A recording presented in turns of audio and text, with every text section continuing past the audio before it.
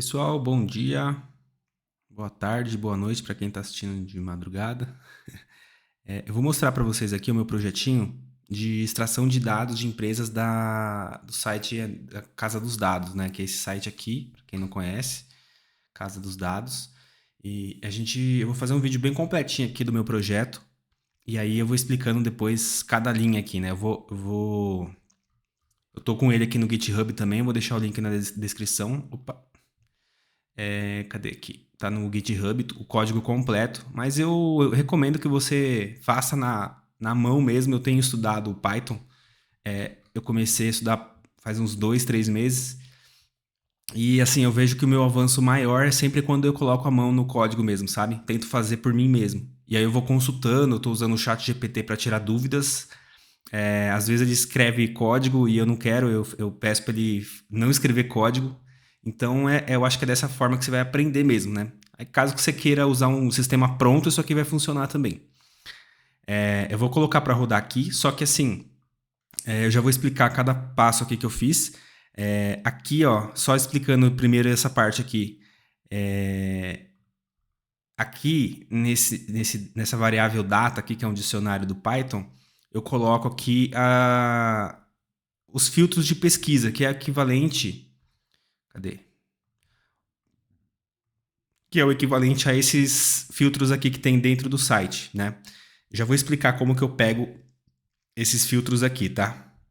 Como que eu peguei, né? Como que eu peguei, pelo menos pela primeira vez. E aí você coloca aqui as coisas, e aqui no finalzinho tem a paginação, que é a página aqui mesmo, né? Quando, ó, eu já fiz uma pesquisa aqui que retornou 2.661 resultados. E aqui, aquele i ali, a variável i, é um index, né? Uma variável que eu coloquei para indexação. Então, ele vai iterar aqui entre 1 e pode... Aqui na casa dos dados a gente tem uma limitação de 50 resultados. Eu não testei o meu algoritmo ali para mais de 50. Eu testei até 50, que é 1.000 resultados, e deu certinho, tá? E aí eu faço o range, né, que é a paginação aqui. Então, se eu quisesse pegar todos aqueles 50 resultados, eu colocaria aqui 50. Eu não lembro agora se é 50 ou 51, porque o Python ele é exclusivo, né? Então, acho que é 51. Aí ele vai até o 50, né? Do 1 a 50. Ele vai mudar aqui, né? Do 1 ao 50. Eu vou colocar aqui, para nosso exemplo, para rodar o teste aqui, de 1 a 2, que ele vai pegar a primeira e a segunda página. São 20 resultados por página, né? Então ele vai trazer esses 40 empresas aqui. Os filtros eu vou deixar aqui igual, né? Você pode colocar, ó, somente MEI, excluir MEI, todos aqueles filtros que tem lá. E aí ele vai rodar até o final aqui para vocês verem como é que funciona do jeito que está aqui, né? Eu vou rodar aqui. Ele vai dando algumas mensagens, ó, iniciando a raspagem de dados. E aí primeiro ele faz uma lista, né? Uma lista de todas as empresas que ele acha, e depois ele vai pesquisando os dados individuais de cada empresa, ó. No caso aqui é de 1 a 20, porque é uma página só, né? De 1 a 2 aí é exclusivo, então ele vai pesquisar só a página 1. Python é exclusivo no for aqui, né? Aí ele vai até a 20. Eu vou tentar não cortar esse vídeo. Aí, olha, dados adicionais extraídos com sucesso, que são os dados da empresa, como telefone, e-mail, essas coisas, né? Salvando no arquivo. E aí ele fala aqui que salvou com sucesso. E aí você pode ver aqui na pasta que tem a planilha com novos dados, né? Então vamos abrir a planilha lá para você ver. Ó, esse arquivo acabou de ser criado, né? Ele gerou um Excel aqui que tem o CNPJ, a razão social, nome fantasia, data de abertura da empresa, situação cadastral, endereço, número do endereço, né, o bairro, o município, o F, né, que é o estado, o CNPJ MEI, né, eu coloquei que não queria MEI. E aí, os dados adicionais, no caso, é a partir daqui, ó, telefone, e-mail, o nome dos sócios, eu coloquei 5 sócios, e o capital social da empresa quando tiver. Muitas vezes, pelo menos nos testes que eu fiz, a grande maioria das empresas não tem capital social cadastrado lá, né? Então ele vai retornar uma string vazia aqui. mas quando tem ele puxa. Então é bom pra gente, né, de repente pegar uma empresa maior, tal, que nem esse aqui, ó, 400 mil ou 4 milhões, né, 4 milhões de reais o capital social. Você vê que é uma empresa grande. Enfim, vamos lá. Vamos pro código. Primeira coisa que eu fiz, né, eu fiz com base no vídeo lá do... Ah, não me lembro agora o nome do rapaz. Vamos ver aqui, ó. Só para dar crédito, tá? Rapidinho aqui para dar crédito. Eu fiz o vídeo, assim, quem me ajudou bastante foi esse vídeo que eu tô falando, né? Desse rapaz aqui, ó. Eu esqueci o nome dele. É o Decode. Eu vi esse vídeo aqui e fiz o meu com base no vídeo, né? Então, vamos lá. Aqui, quando a gente faz a pesquisa, né? Eu coloco aqui a inspecionar. Venho aqui na aba de inspecionar, aqui venho para Network. Aqui. E aqui eu vou dar um pesquisar para ele atualizar. Aí, ó, atualizou. Aí pegou esse search aqui. Esse search aqui tem dois, né? É o que aparece resultados aqui. Ele vem com um header. Vamos abrir mais aqui. Ele vem com esse header. Esse request URL aqui é aquele primeiro que eu coloquei aqui onde vai fazer a busca, né? Dos dados. E aí ele tem aqui algumas informações. Cadê? O que mais tem aqui? Aí tem o User Agent também, que a gente pode usar, mas eu usei o User Agent. Eu usei esse que eu coloco aqui, ó, My User Agent. Aí ele aparece aqui para mim. Eu coloquei esse aqui, se eu não me engano. E aí, beleza. Aí eu venho aqui em Response.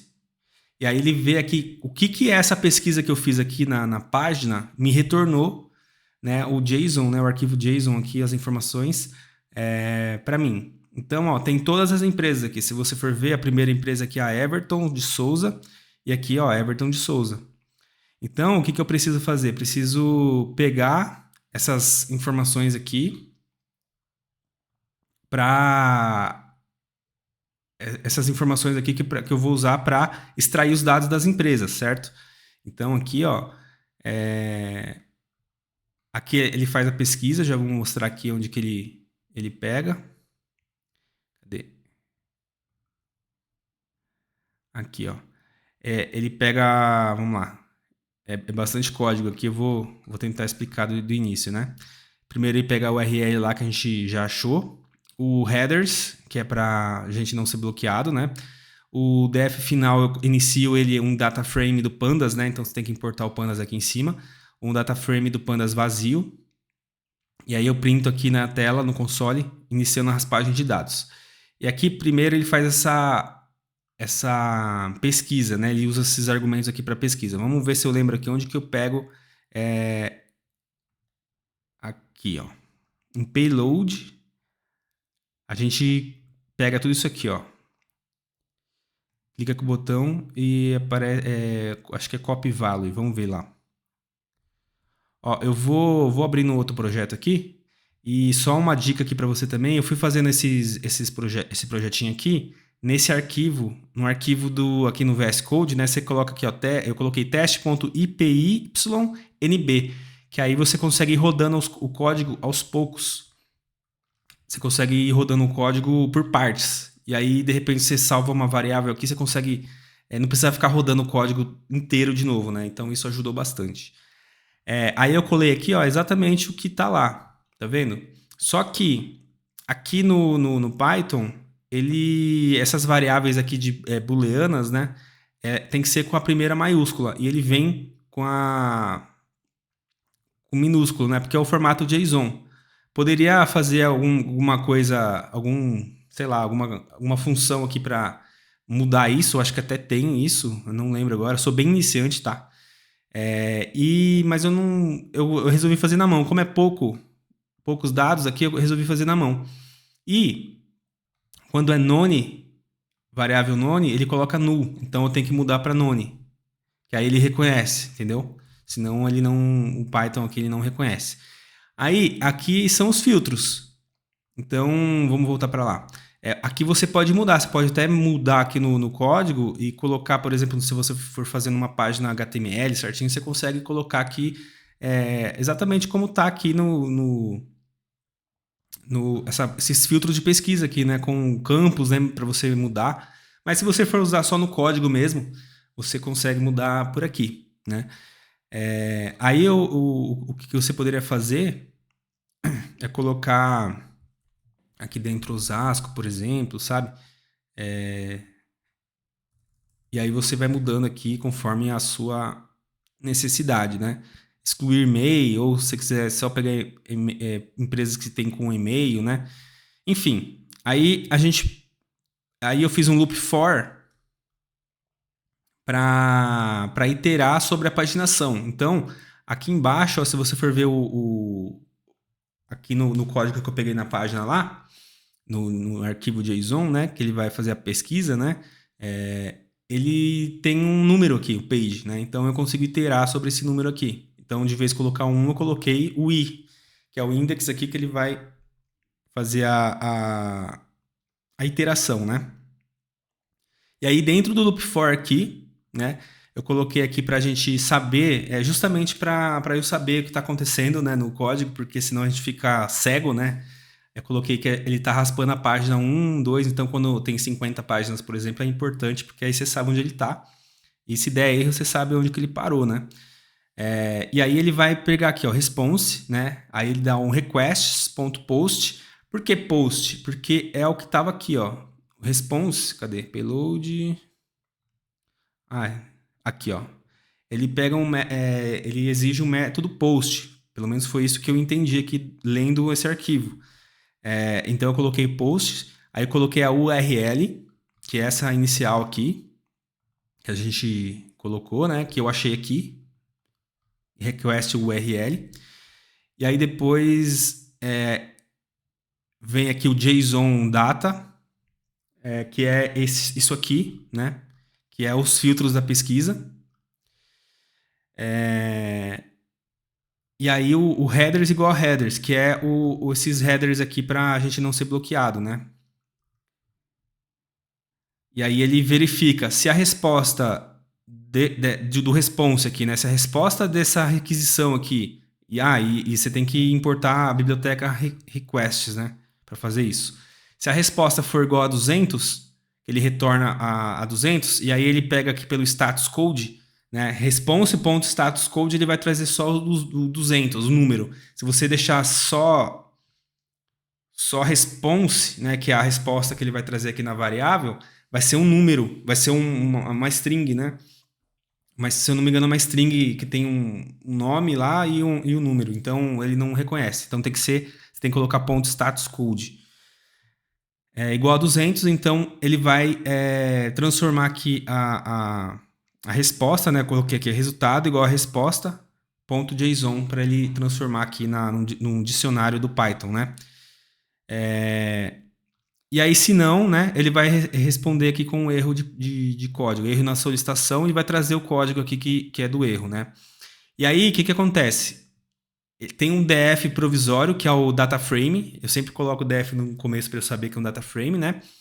E aí ele vai transformar, normalize, né, o resultado em vai trazer o resultado e vai transformar em um arquivo, um dicionário do Python, alguma coisa assim, e vai colocar aqui tá. O campo data e o CNPJ, eu quis que ele trouxesse aqui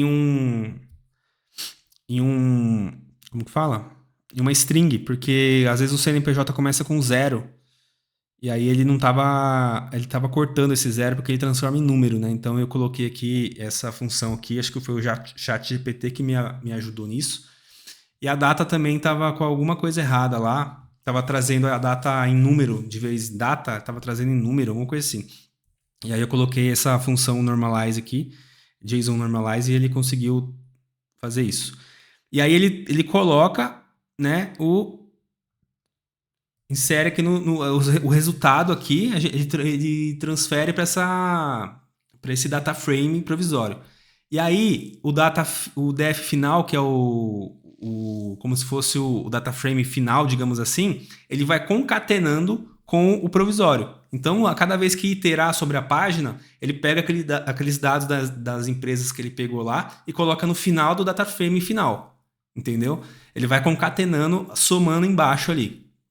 Então, ele pega aqui essa função e quando é axis 0, ele vai concatenando embaixo, né?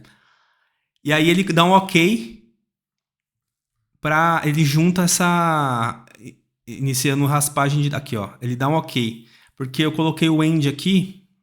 Ó, você pode ver que eu coloquei o end como sem vazio, né? Porque aí ele vai colocando o OK bem do lado. Então ele coloca iniciando raspagem de dados e aí ele adiciona um OK quando chega aqui.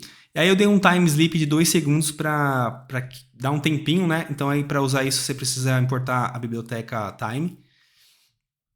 E aí eu dou um time de 2 segundos para ele ir para a próxima iteração da página, né? Então isso ajuda a não sermos bloqueados. E aí quando ele termina o for, né, lá iterar sobre as páginas, ele dá uma raspagem inicial feita com sucesso e aí ele começa a extração dos dados adicionais. O que ele faz agora? Ele pega o CNPJ da empresa, cada CNPJ que ele achou, junto com a razão social, ele forma um link, quer ver? Ó? Vamos acessar esse primeiro aqui, ó. Porque lá no vídeo do rapaz, lá no Decode, ele mostra lá que a pesquisa do CNPJ ela é com base na razão social, tudo minúsculo, acrescentada de traço em vez de espaço, e depois o valor do CNPJ, tudo junto, sem espaço, sem pontuação, né? Então, o que eu fiz? Eu fiz uma função aqui, eu fiz um for aqui, para ele ir pesquisando a cada... pesquisando não, na verdade ele vai criar uma lista de CNPJ, de URLs, na verdade. Ele vai criar uma lista de URLs e ele vai iterar depois sobre essa lista, né? Sobre essa lista de URLs transformadas. Então ele vai pegar aqui nessa funçãozinha do for que ele vai pegar aqui a razão social e o CNPJ e vai transformar aqui numa lista, né? Vai inserir na lista como um append aqui essa lista de URLs aqui.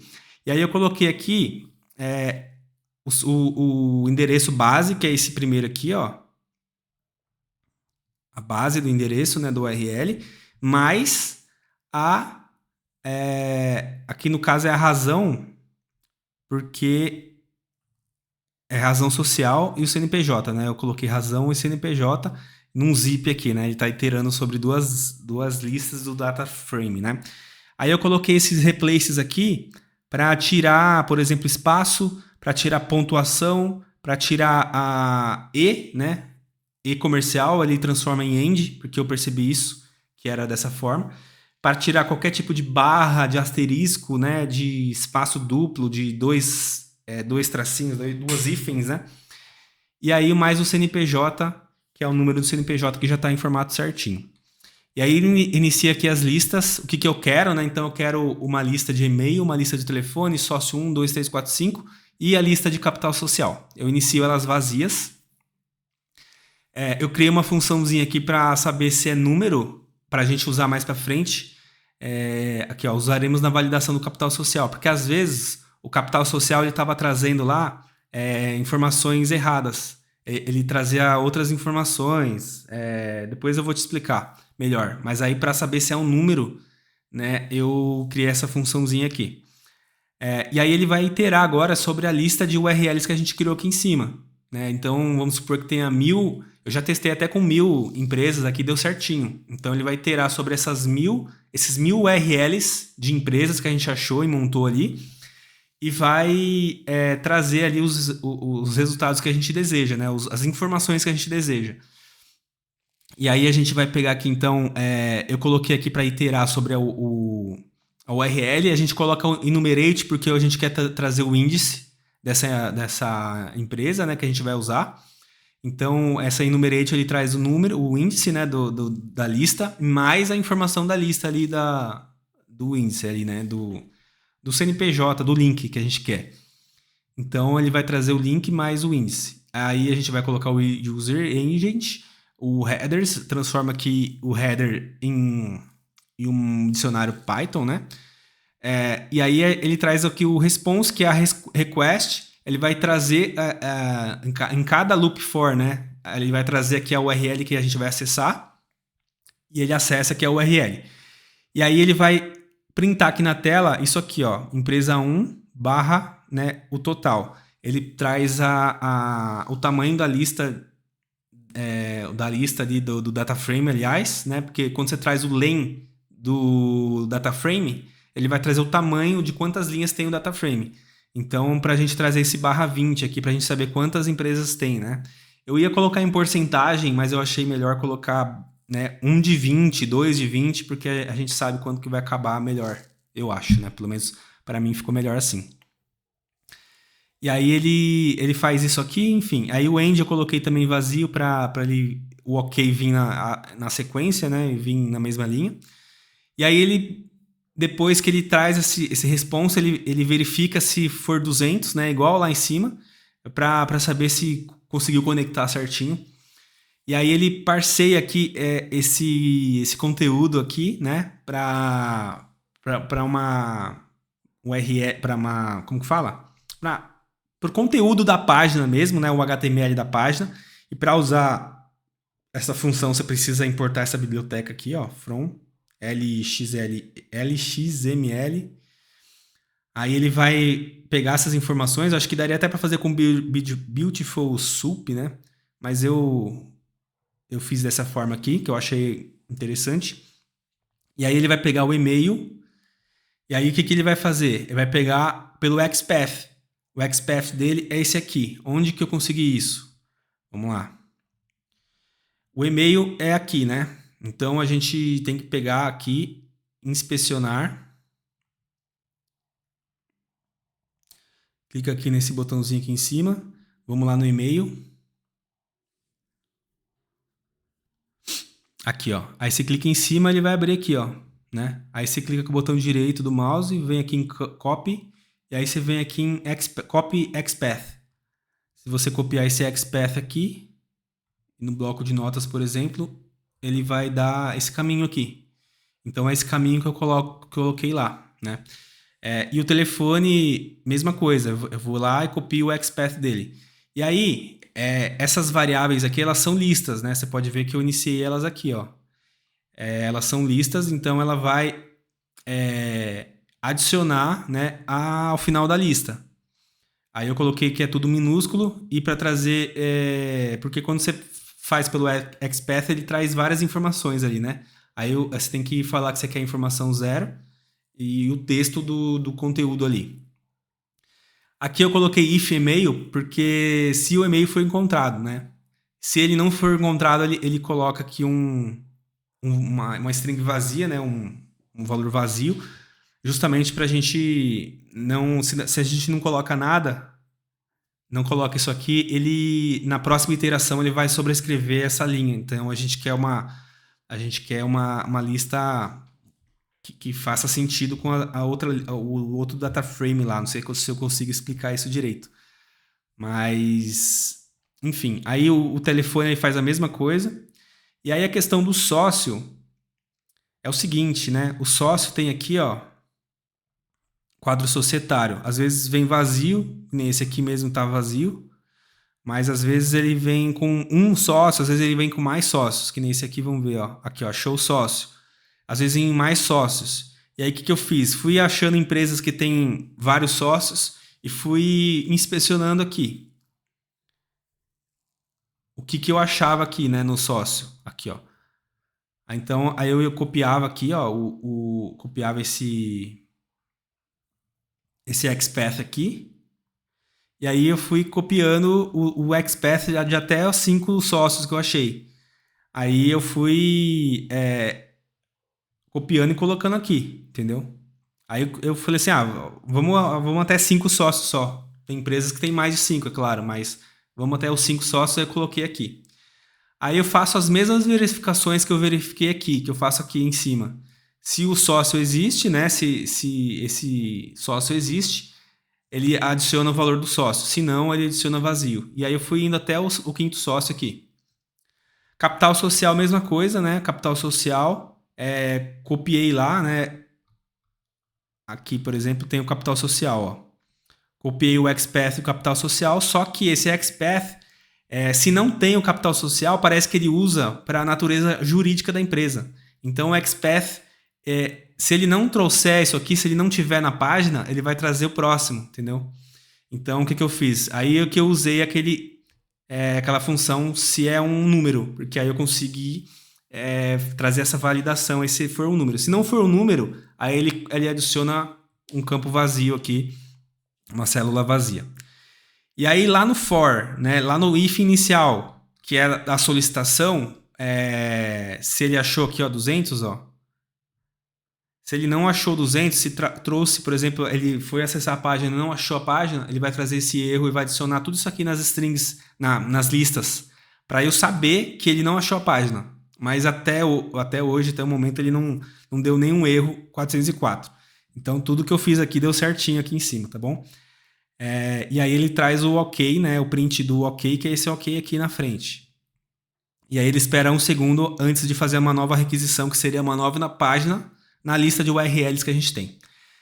Depois, eu printo aqui, depois do loop for terminado, né? De todas as empresas que ele pesquisou. Se estiver terminado, ele mostra dados adicionais extraídos com sucesso.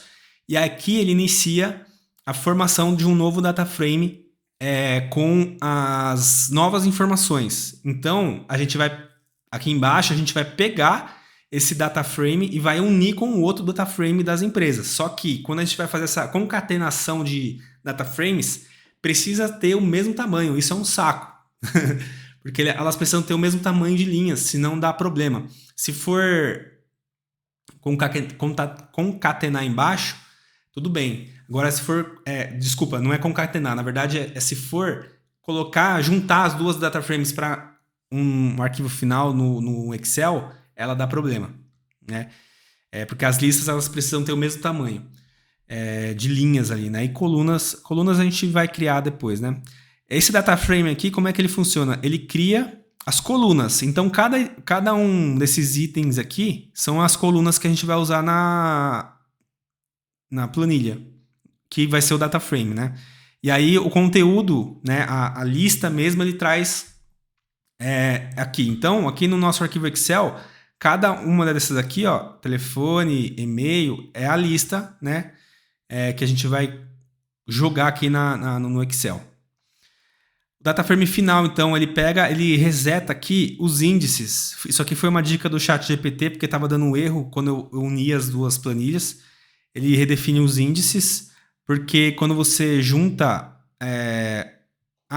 quando você junta o data frame final concatena lá em cima, ele traz os índices originais. Então, às vezes vai ficar, por exemplo, 0, 1, 2, 3, aí começa de novo, 0, 1, 2, 3, e aqui ele redefine os índices do data frame.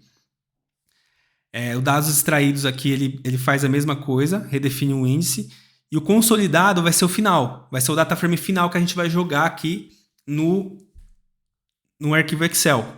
E aí ele concatena, né? Só que aqui o axis é 1, ele vai jogar do lado, ele não vai jogar embaixo. Quando o axis é 0, ele joga embaixo.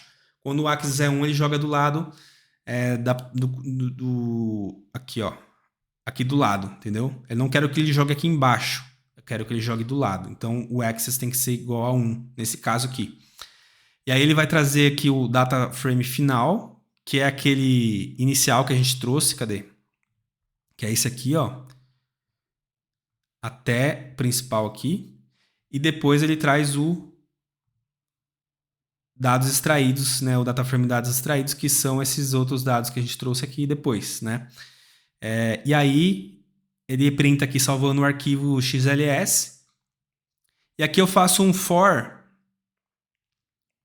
Eu primeiro coloco o nome no arquivo aqui numa variável, porque eu faço um for aqui para ele salvar caso o meu arquivo esteja aberto. Porque antes eu esqueci o aberto aqui e o certo ele vai sobrescrever os dados aqui nessa planilha.